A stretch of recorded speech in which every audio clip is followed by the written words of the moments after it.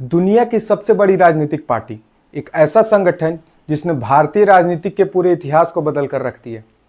साल 2014 के बाद से भारतीय जनता पार्टी यानी बीजेपी ने देश की सत्ता पर जो पकड़ बनाई उसे कोई अद्भुत कहता है तो कोई लोकतंत्र के लिए खतरा।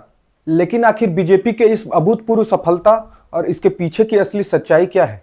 क्या यह सिर्फ मोदी लहर और राष्ट्रवाद का जादू है या इसके पीछे कोई बहुत बड़ा ऑर्गेनाइजेशनल और डेटा बेस्ड स्ट्रक्चर काम कर रहा है? आज की इस वीडियो में हम बिना किसी प्रोपेगेंडा के सिर्फ और सिर्फ फैक्ट्स, रिपोर्ट्स और आंकड़ों के जरिए बीजेपी का एक निष्पक्ष विश्लेषण करेंगे। हमेशा की तरह गहराई से समझेंगे इस पूरी कहानी को। दोस्तों, बीजेपी की सच्चाई को समझने के लिए सबसे पहले उनकी ताकत के 3 सबसे बड़े पिलर्स को समझना होगा। Number 1, the welfare credibility. विपक्ष का हमेशा से यह कहना है कि बीजेपी सिर्फ धर्म की राजनीति करती है, पर डेटा कुछ और ही कहता है। बीजेपी की सबसे बड़ी ताकत है उनकी DBT schemes, PM Awas Yojana, उज्ज्वल योजना और करोड़ों लोगों को मिलने वाला मुफ्त राशन। ग्राउंड लेवल पर इन योजनाओं ने एक ऐसा लाभार्थी वर्ग तैयार किया है जो जाति और धर्म से ऊपर उठकर सीधा पार्टी को वोट देती है। नंबर 2, इंफ्रास्ट्रक्चर और डिजिटल क्रांति। पिछले एक दशक में भारत का इंफ्रास्ट्रक्चर जिस रफ्तार से बढ़ा है उसे नकारा नहीं जा सकता। हाईवे निर्माण की गति, वंदे भारत जैसी ट्रेनें और सबसे बड़ा गेम चेंजर यूपीआई और डिजिटल इंडिया। वर्ल्ड बैंक की रिपोर्ट्स भी ये मानती है कि भारत डिजिटल इंक्लूजन में जो मुकाम हासिल किया है वो एक मिसाल है। Number 3, booth level management. BJP सिर्फ एक चुनावी पार्टी नहीं है, यह 24 घंटे चलने वाली एक मशीन है। इनका पन्ना प्रमुख मॉडल इतना सॉलिड है कि चुनाव चाहे पंचायत का हो या पार्लियामेंट का, इनका हर एक कार्यकर्ता जमीन पर एक्टिव रहता है। इसके साथ ही आरएसएस का ग्राउंड सपोर्ट इन्हें एक ऐसी कैडर शक्ति देता है जो किसी और पार्टी के पास नहीं है। लेकिन दोस्तों, सिक्के का दूसरा पहलू देखना भी उतना ही जरूरी है।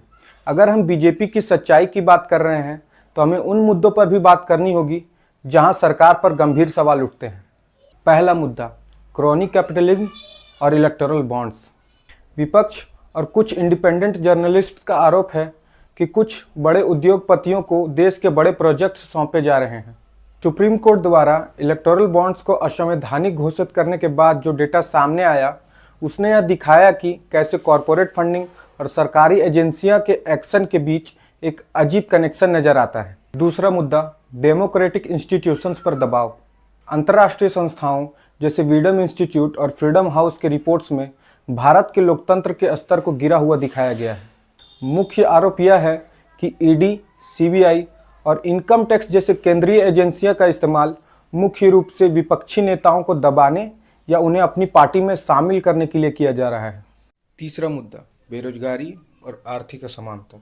भले ही भारत की जीडीपी दुनिया में सबसे तेजी से बढ़ रही हो, लेकिन CMIE के डेटा के मुताबिक युवाओं में बेरोजगारी दर एक बहुत बड़ी चिंता बनी हुई है।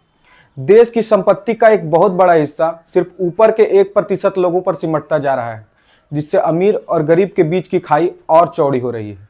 तो फिर हकीकत क्या है? क्या बीजेपी भारत को एक ग्लोबल सुपर पावर बना रही है या फिर एक तानाशाही शासन की तरफ ले जा रही है? सच्चाई इन दोनों के बीच में है। आज की तारीख में बीजेपी को हराना इसलिए मुश्किल नहीं है कि उनके पास पैसा या पावर है, बल्कि इसलिए मुश्किल है क्योंकि विपक्ष के पास उनके मुकाबले कोई बड़ा और क्रेडिबल विजन नहीं है। जनता को राष्ट्रवाद और मजबूत लीडरशिप का जो नैरेटिव बीजेपी देती है, उनके सामने विपक्ष का नैरेटिव कमजोर पड़ जाता है।